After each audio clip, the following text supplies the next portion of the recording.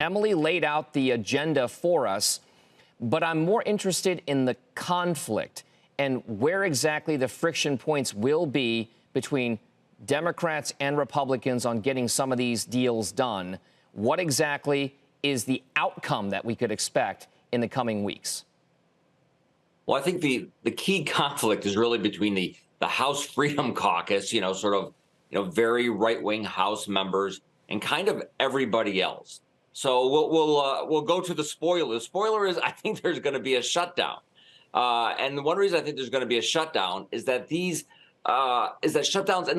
in and of themselves are really not market events. So the risk of doing so is not that high. There is a political risk, but since there's not an economic risk, a market risk, there's just less incentive not to do it. So I think we're going to get a shutdown, whether it's 2 days or 2 weeks.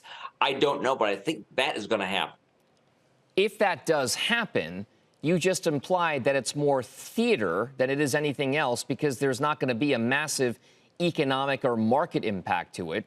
Why do it? What's the calculus? And then what exactly is the cost benefit in the upcoming election cycle for whoever does want to push the shutdown narrative more? Generally, the people who are pushing it, who are perceived as pushing it, there is a negative political impact broadly. But if you're a congressman, you're looking at your own district, you're a Republican, you want to show them that you're fighting against Joe Biden, you're fighting against Bidenomics, you're fighting against his climate agenda. So that's the incentive. The incentive is to show you're a fighter, but you're not going to change anything. They're not going to change the budget. They're not going to get the budget rolled back to 2022.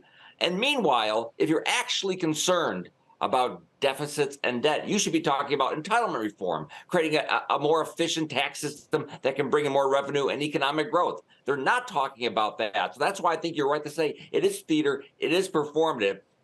And maybe for those individual congressmen, there won't be much of a cost. But for Republicans overall, you look like you're inefficient, you can't govern, you're shutting down the government. You just look like you can't shoot straight. Jimmy, the House Freedom Caucus is going to be front and center given the negotiations coming up. Can you take us through what exactly, in your mind, they want to see and how far are they willing to push this if this is, in fact, theater? Yeah, I mean, listen, again, I'm not sure. What I think the longest shutdown was a month.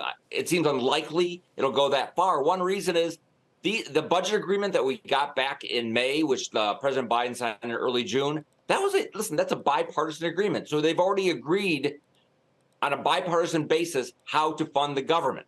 So I don't think this is going to be a very long. And there's no chance they're going to throw out that agreement, roll spending back to what it was in 2022. That is just fantastical.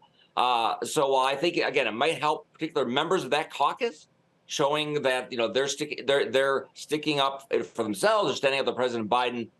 In the end, the agreement that was signed earlier in the summer, that is what's going to stick, and then we'll move on from there.